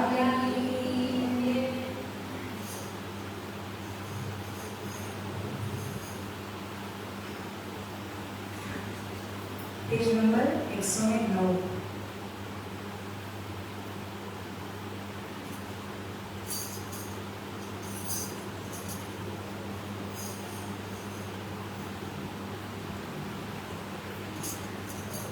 कन्हैया रे चल परे पार, कन्हैया रे चल परे पार, कन्हैया रे चल परे पार, कन्हैया रे चल परे पार. हो जहाँ विराजे राधा रानी, जहाँ विराजे राधा रानी, जहाँ विराजे राधा रानी, जहाँ विराजे राधा रानी. अरे तेरी सरकार कन्हैया रे चल परे पार, कन्हैया रे चल परे पार, कन्हैया रे चल परे पार, कन्हैया रे चल परे पार. हो गुण अवगुण सब तेरे अर्पण, गुण अवगुण सब तेरे अर्पण, गुण अवगुण सब तेरे अर्पण, गुण अवगुण सब तेरे अर्पण. पाप पुण्य सब तेरे अर्पण, पाप पुण्य सब तेरे अर्पण. बुद्धि सहित मन तेरे अर्पण, बुद्धि सहित मन तेरे अर्पण. ये जीवन भी तेरे अर्पण, ये जीवन भी तेरे अर्पण. मैं तेरे चरणों की दासी, मैं तेरे चरणों की दासी. तू मेरा आधार कन्हैया रे चल परे पार, कन्हैया रे चल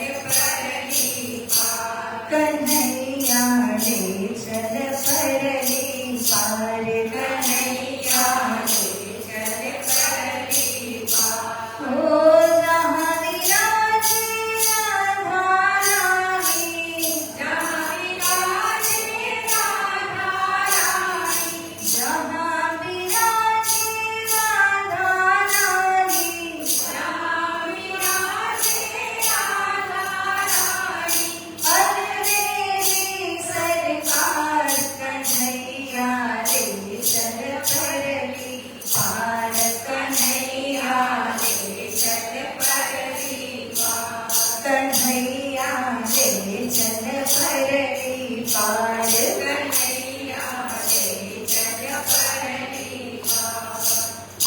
हो आनंद घन यहाँ बरस रहा है, आनंद घन यहाँ बरस रहा है. पात पात सब हर्ष रहा है, पात पात सब बरस रहा है.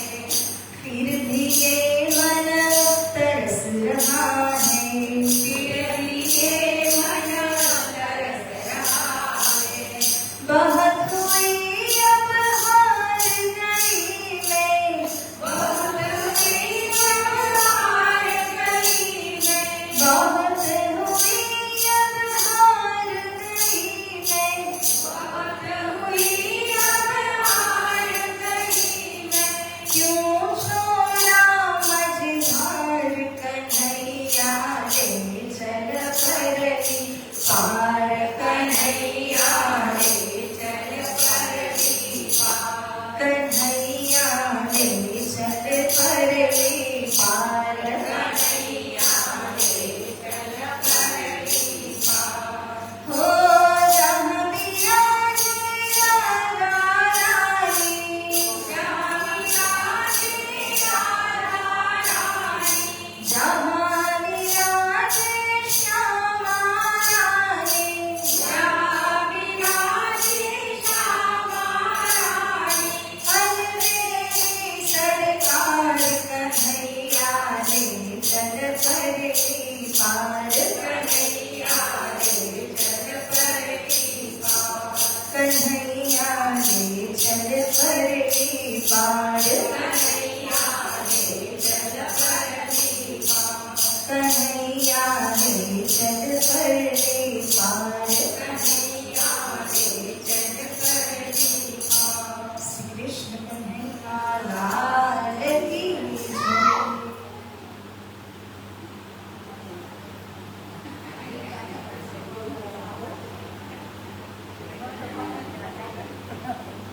प्यारे सुंदर साजी, एक બહુ રમૂજી પ્રસંગ શ્રી લાલાજી મહારાજે અહીંયા વર્ણન કરી રહ્યા છે. અને આ પ્રસંગ આવે છે કે જ્યારે શ્રી પ્રણાજી હરદ્વારમાં વિજય પ્રાપ્ત કરી અને સંદેશો લખીને કોને મોકલ્યો તો બિહારીજીને. તો બિહારીજી માટે રસ્તો ખુલી ગયો.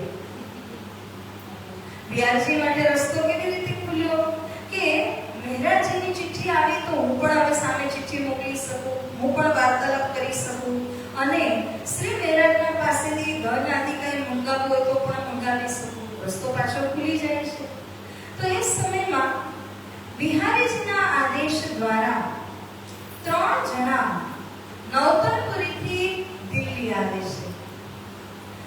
इस समय नवतरपुरी से आए पहुंचे प्रेमदास, नारजी संगजी शामिल, आए प्रमोदने की आस. લાદાજી મહારાજ કહે છે કે નવતરપુરીથી બિહારીજીએ 3 જણને મોકલ્યા. 2 એમના હજુરી છે, નાગજી સમજી, અને એક છે બિચારા ભોલા ભાલા પ્રેમદાસ. કહે છે ને 3 ટિકટ મહાવિક્રમ. 3 જણા ભેગા થઈ અને આવી રહ્યા હતા. શા માટે આવી રહ્યા છે તો આ એક પ્રમોદને કી આસર. દિલ્હીમાં આવીને શ્રી પ્રાણનાજી અને અન્ય જે લોકો છે ને એ લોકોને એડવાઇસ દેવા માટે, સમજાવવા માટે આવી રહ્યા છે. ये एक दावा ले बैठे इसे का, ये सदगुरु महाराजનો દાવો લે છે આ લોકો. અમે એ જે સદગુરુનો ધર્મ પાલન કરીએ છીએ, મહારાજ નથી કરતા. આવી એમની ભાવના હતી. અકસ રખતે દીન હતી. અને ધર્મ કે જે મુસલમાનનો ધર્મ છે એનાથી તો આ લોકોને અત્યંત ઈર્ષ્યા હતી. એ આએ મજલિસ મોમિનો કી. જ્યારે રસ્તામાં આવી રહ્યા હતા 3 જણા, ત્યારે શું થયું કે પ્રેમદાસજી બિચારા ભોલા છે. તો આ બંને નાગજી અને સંતજી આ પ્રેમદાસજીને એવું કહે છે કે ભાઈ જુઓ, હા આપણે ત્યાં જઈ તો રહ્યા છે, બિહારજી મોકલી તો રહ્યા છે, પરંતુ ત્યાં છે ને માહોલ સારો નથી.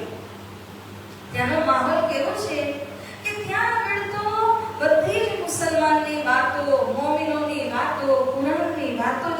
પૂજા કરે છે, બીજી કોઈ વાત નથી. તો ધ્યાન રાખજો, આપણે જઈએ છીએ પણ આપણે ભળવાનું નહીં, ખાલી જવાનું. અને જઈને અગર જો કોઈક દિવસ પણ તમને એવું કહે કે તમે અહીંયા ભોજન ગ્રહણ કરો કે કંઈક કરો તો સાવધાન રહેજો, કારણ કે આપણે એકવાર એ લોકો સાથે જમશું ને તો આપણું હિન્દુત્વ જતું રહેશે.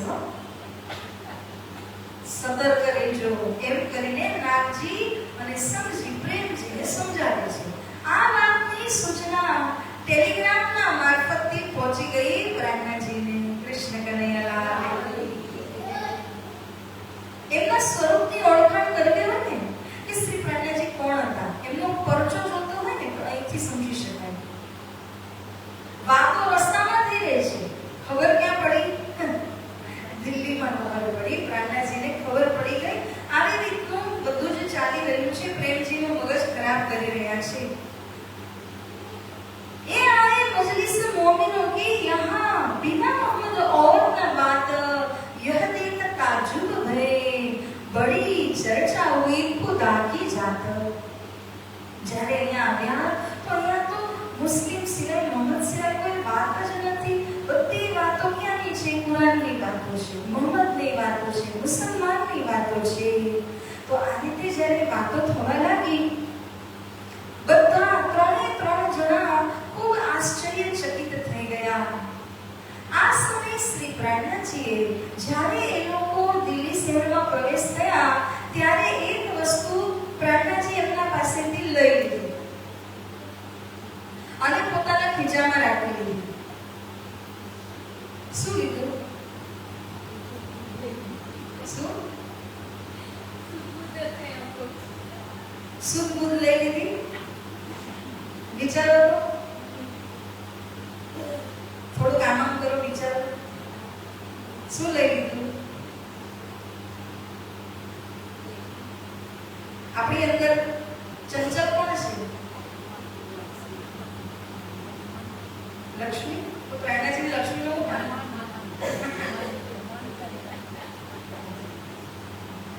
મન મન એવો પડદો ઊભો કરે ને કે તમને સત્યતા ન દેખાય. જૂઠું હોય ને એ સાચું લાગે પણ સાચું એ જોઈ ન શકાય. આ બધો ખેલ મનનો છે. આ સમજો, આ દ્રષ્ટાંત બહુ સરસ દ્રષ્ટાંત આવે છે. આ બધો ખેલ મનનો છે. તો શ્રી પ્રાજ્ઞાજી એવું કહ્યું કે જ્યારે આ બધા જ અહીંયા આવ્યા તો પ્રેમજી તો બિચારા સારા હતા, પરંતુ નાગજી અને સંજીનું મન પ્રાજ્ઞાજીએ ખેંચી લીધું અને પોતાના વશમાં કરી લીધું. આવું શું કોઈ કરી શકે? વાણીમાં અગર તમે વાંચો ને તો પ્રકાશ વાણીમાં એક જગ્યાએ આવે છે, ખબર છે કોનું આવ્યું?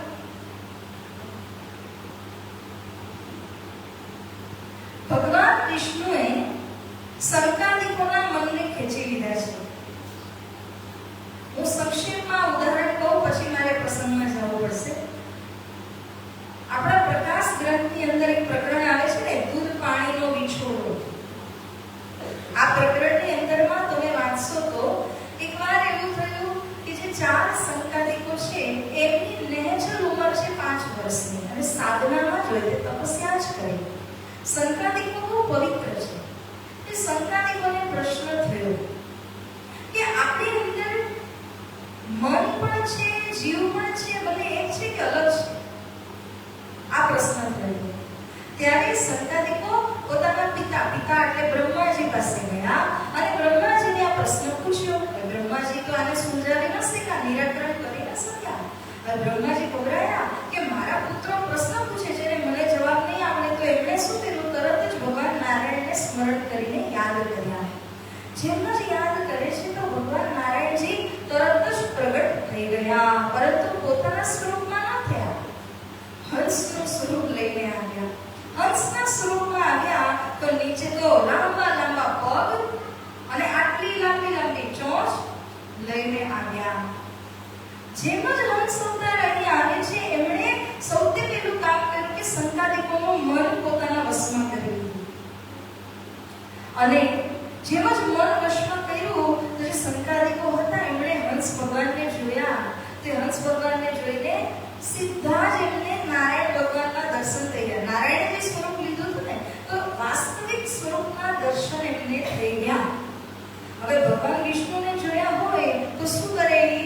નમન કરે તો સીધા જ એમણે પ્રણામ કર્યા. જેમ જ પ્રણામ કરીને ઉઠી રહ્યા હતા તો ભગવાને એમ જે મન લીધું હતું ને એ પાછું આપી દીધું. જેમ જ મન પાછું આવ્યું તો સંતાદિકમાં પ્રવેશ થયો ને ત્યારે શું દેખાણું? ઓલા ઊંચા ઊંચા પગ, લાંબી લાંબી ચોંચ દેખાય. તો સંતાદિકોએ પ્રશ્ન પૂછ્યો, તમે કોણ? તો ભગવાન કહે છે, હંસ અવતારમાં છે, એ કહે છે કે તમે શું જોઈને પગે લાગ્યા? હવે પૂછો છો તમે કોણ?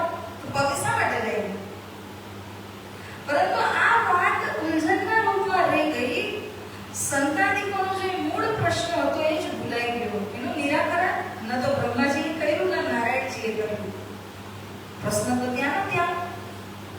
શ્રી પ્રાણનાજી કહે છે વાણીમાં કે હું આ દૂધ અને પાણીનો વિછોડો કરીને હવે તમને સમજાવું કે સંતાદિકોએ જે પ્રશ્ન પૂછેલો હતો આ પ્રશ્નનું હું તમને નિરાકરણ કરી દઉં છું.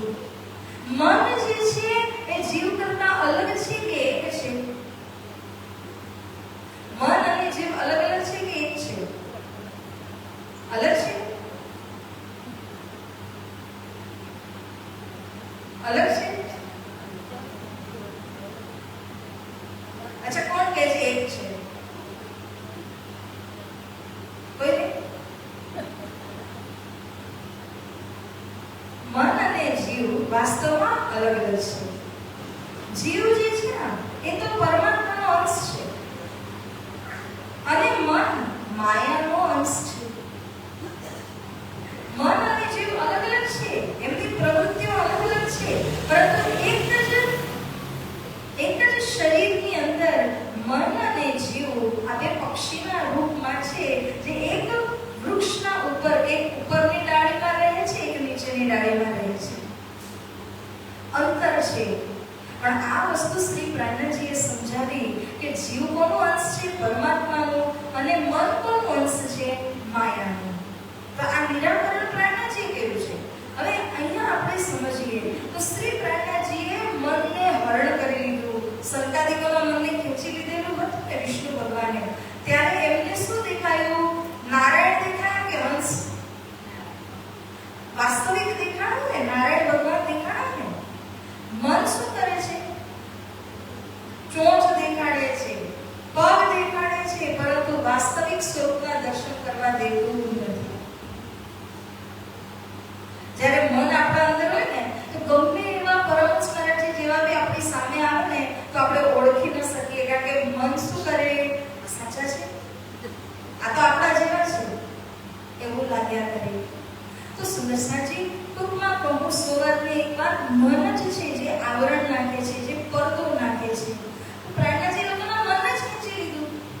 હવે પડદો રહ્યો? जब रूबरू हुई श्री राज सो तब बातें करे माहे जोश आप आड़ी कछुना देख ही इलम था फरामोश. श्री પ્રાણનાજીના સાથે જ્યારે સામસામે થયા ને ત્યારે સાક્ષાત રાજીના દર્શન થઈ ગયા. કૃષ્ણ કનૈયા લાલ કી. એટલે મન નથી, મન જ છે જે તમને ડાઉન કરે, મન જ તમને ચક્કરમાં, એ મન જ એમના પાસે નથી. શ્રી પ્રાણનાજીનું વાસ્તવિક સ્વરૂપ એમને દેખાયું. આ તો સાક્ષાત ધામના ધણી છે. ત્યારે તો એટલી ખુલીને વાતો કરી, એટલો આનંદ લઈ લઈને પ્રાણનાજીની સાથે સત્સંગ કરે છે.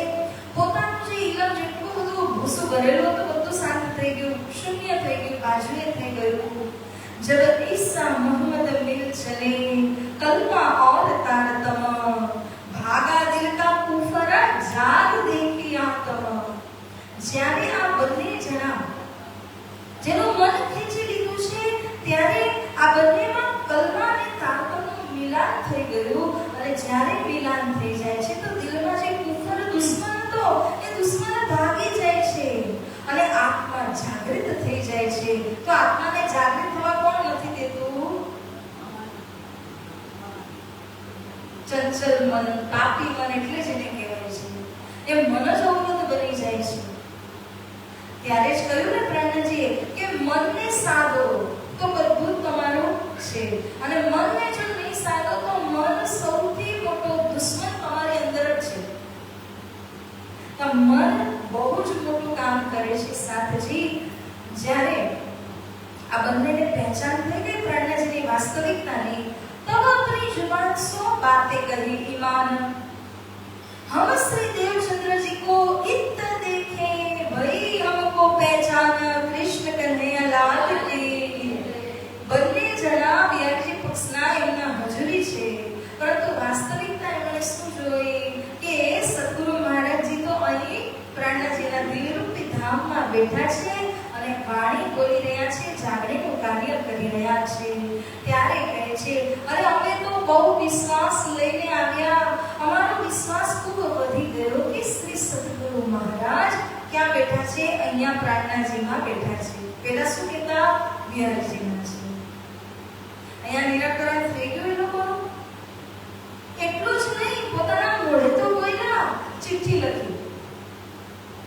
ગામે ગામમાં જે સુંદર સાથ હતા એ બધાને ચિઠ્ઠી લખીને મોકલાવ્યો કે અમને તો સદગુરુ મહારાજના દર્શન થઈ ગયા, પ્રાણનાજીમાં બેઠા છે। હવે જ્યારે આ ચિઠ્ઠી લોકોમાં પહોંચી સુંદર સાંજેમાં તો બધાને તો અત્યાર સુધી તો એમ કહેતા હતા કે બિહારજીમાં છે। હવે એકદમથી ચિઠ્ઠી લખે છે કે શ્રી પ્રાણનાજીમાં છે। આ લોકોની બુદ્ધિ ક્યાં ગઈ? ઘડીકમાં આમ કહે, ઘડીકમાં આમ કહે છે। श्री देवचंद्र जी को हम देखा है इत, तुम ईमान ल्यायो जो कोई होवे जित। चिठ्ठीમાં એ પણ લખ્યું છે કે હવે તમે બધા પણ પ્રાણનાજીમાં વિશ્વાસ લઈને આવજો, કારણ કે શ્રી સદગુરુ સાહેબ તો પ્રાણનાજીના દિલમાં બેઠા છે। આ ચિઠ્ઠી લખી। હવે બીજું શું થયું કે જ્યારે ભોજન કરવાનો સમય થાય છે ત્યારે પ્રેમજીને શું કહેલું? કોઈની સાથે ભોજન નહીં કરતા, હિન્દુત્વ જતું રહેશે। અને થયું એવું કે એટલો પ્રેમ જાગૃત થઈ જાય છે કે ત્યારે शेख बदल और नाग जी एक ठौर किए जब, सब जी शामिल होया के ताम खिलाया तब, बोले श्री प्राणनाथ प्यारे की। शेख बदल भाई भोजन करवा बेसी રહ્યા હતા ને તો નાગજી ભાઈ કહે છે, હું પણ તમારી જોડે બેસું। સમજી પણ એમાં જ બેઠા, એક થાળીમાં ત્રણેય જણા ભોજન કરે છે। પ્રેમજી જોતા રહી ગયા, એટલે મને તો કઈ કહેતા હતા, હવે તો પોતે જ બેસી ગયા, આ લોકોનું મગજ ક્યાં છે? પરંતુ વાસ્તવિકતા એ છે સુંદરસાજી કે જ્યારે કોઈ આપણા ધર્મ સિદ્ધાંતનો વ્યક્તિ છે ને, જેની પાસે તારતમ છે, ત્યારે તારતમ દ્વારા એ સુંદર સાથ છે। એ ચાહે ગમે તે જાતિ પાતિના હોય, પણ છે તો સુંદર સાથ। એટલે અગર તમે એ સુંદર સાથની સાથે એક થાળીમાં ભોજન કર્યું તો પણ એ ધામના છે, તમે પણ ધામના છો। અંકુર એનાય ધામના, તમારાય ધામના। એટલે કોઈ વિકાર નથી, ધર્મ જતો નથી। પણ અગર જ્યારે આપણે કોઈ બીજા ધર્મના વ્યક્તિ સાથે કે જેના અંકુરને આપણા અંકુર મળતા નથી, એવાની સાથે જો તમે એક થાળીમાં ભોજન કરો તો તમારો ધર્મ જાય। તો યાર નાગજી સંઘનો ધર્મ ગયો નથી, પરંતુ પ્રેમજીને શું સમજાયું હતું એ પ્રમાણે પ્રેમજી તો વિચારે ને કે આનો તો ધર્મ ગયો, આ તો મને શીખવાડતા હતા। ભોજન કર્યું અને અહીંથી પ્રસ્થાન કરે છે। ત્યારે પ્રાણનાજીને ચરણો લાગીને કહે છે કે જે સનંદ વાણી અવતરિત થઈ છે ને અમને આપો ને, અમે વાંચશું। એમાં તો પુરાણની જ વાતો હતી, પણ વાણી પણ માંગીને લઈ ગયા। કેમ કે મન ક્યાં છે? હજી ખીચામાં છે ને, શ્રી પ્રાણનાજીના ખીચામાં છે મન। जब इत से पीठ दई तब घेरे शैतान, बस बसा करने लगा छूट छीन लिया ईमान। જેમજ આ મંદિરની પાયરી ઉતાર્યા પ્રાણનાજીએ મન આપી દીધું, જે ઈમાન આવેલો, જે વિશ્વાસ આવ્યો હતો એ બધું જ શૈતાન મને ખેંચી જતું કરી દીધું। હવે ઈમાન ન રહ્યું। જ્યારે રસ્તામાં જાય છે તો પોતે અમે શું કર્યું એને એક યાદ કરે તો એટલો આશ્ચર્ય લાગે છે કે બાપરે અમે આવું કર્યું, અમે આવું કર્યું। પરંતુ એ શા માટે કરી રહ્યા હતા? પેલું શૈતાનનું મન એમના અંદર નહોતું ને ત્યારે કરી રહ્યા હતા। રસ્તામાં જ્યારે પાછા જઈ રહ્યા છે ત્યારે બધાને કહેતા કહેતા મળતા મળતા જાય, દિલ્હીથી ઠેઠ જામનગર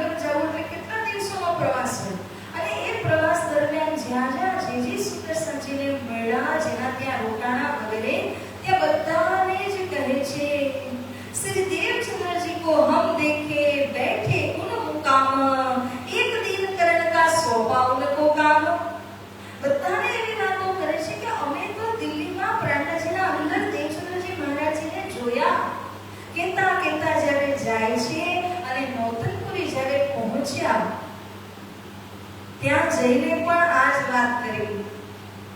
हम देखे देवचंद्र जी को बैठे उन मुकाम, उन बोलिया ने कि पहला मुकामे जोया बात कोनी आरे करी રહ્યા છે બિહારજી રાય। इतनी बात सुन के उठ भागा मेहतर कृष्ण कन्हैया लाल की। જ્યારે આટલી વાત સાંભળી ઉન મુકામ કીધું ને તો મહેતર ગાદીપતિ ને કહેવાય। ગાદીપતિ બિહારીજી મહારાજ પોતાની ગાદી છોડીને મંદિર છોડીને સીધા જ નીકળી ગયા। શું તમે મારા લોકો છો? તમે મારા હજુરી છો? તમે જ એવું કહો છો કે અમે શ્રી પ્રાણ્યાજીની અંદર બી સદગુરુ મહારાજજીને જોયા તો પછી હું બીજાની વાત શું કરું? જ્યારે આટલી વાત કરી તો એમને ખૂબ જ દુઃખ લાગ્યું। કહે છે કે જામનગરના પાસે જે લખોટા તળાવ છે એ લખોટા તળાવના ઉપરમાં જઈ અને ત્યાં 3 દિવસ સુધી અનશન કરે છે, ઉપવાસ કરે છે બિહારીજી। કોઈની વાતને માનતા નથી, બધા ખૂબ મનાવે છે પરંતુ કોઈનો કહેવું માનતા નથી, દુઃખી થયા છે। જ્યારે તમે પોતે કહો છો મારા હજુરી થઈને બેઠી હું મુકામ તો બીજાની તો વાત જ શું કરવી? આ રીતે કહીને બિહારીજીને મનાવવા ખૂબ મુશ્કેલ થઈ જાય છે।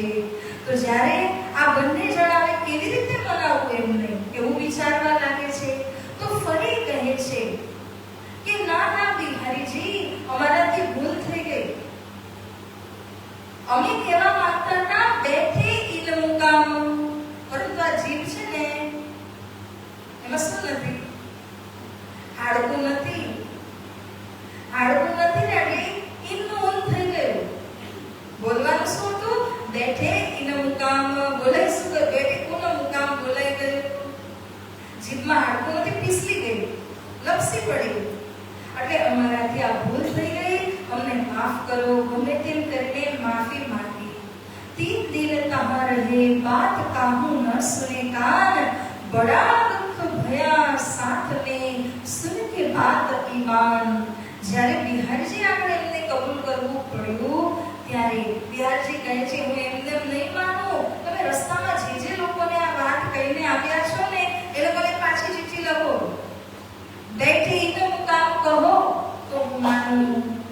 એટલે પાછા બધાને ચિઠ્ઠી લખવા બેઠા, બધાને સંદેશો મોકલ્યો કે અમે જોયું કે સદગુરુજી બિહારીજીમાં બેઠા છે। કૃષ્ણ કનૈયા લાલ કી। પોતે જ પોતાની વાતને બદલી દેવી પડી। ત્યારે માંડ બિહારીજી માન્યા અને ત્યારબાદ બિહારીજીને મનાવી અને પોતાના જગ્યા પર નવતનપુરીમાં લઈને આવ્યા। તો સુંદર સાંજી આ રીતે અહીંયા એક પ્રસંગ બને છે। આ એ જ જોવાનું છે કે શ્રી પ્રાણ્યાજીનો પરિચય ત્યાંથી મળ્યો। આ ત્રણેય જણાએ કહ્યું ન હતું કે અમે લોકો આવી રીતે એકબીજાના કાન ભરીએ છીએ। નાચી સમજી પ્રેમજીના કાન ભરી રહ્યા હતા, પરંતુ પ્રાણ્યાજી ઓળખી ગયા અને એમણે પ્રેમજી ભાઈને પોતા પાસે રાખી લીધા, નાચી સમજીને પાછા મોકલી દીધા, રવાના કરી દીધા। તો મનનો કેવો ખેલ છે ને એ સમજવું હોય તો અહીંથી સમજો। પ્રાણ્યાજીના સ્વરૂપની વાસ્તવિકતા એમની શક્તિને સમજવી હોય તો અહીંથી સમજો કે બિના કહે અંતર્યામી છે, એવી રીતે સમજી ગયા। આ લોકો શું કરવા માટે અહીંયા આવી રહ્યા છે? તો સુંદર સાંજે આવો આ પ્રસંગને અહીં રાખીએ, ચોપાઈને દોહરાવીએ। ખૂબ જ સાગર્ભિક આ પ્રસંગ છે। આ પ્રસંગને આપણે સમજીને દિલમાં એનો સાર ગ્રહણ કરવો જોઈએ।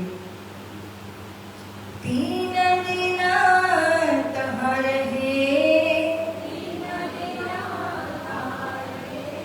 बात काहू न सुने कान, बड़ा दुख भया साथ में सुन के बात ईमान। सुन के बात ईमान। श्री महामती कहे ए साथ जी, जो तुम में बीतक लिखी लो मुझ में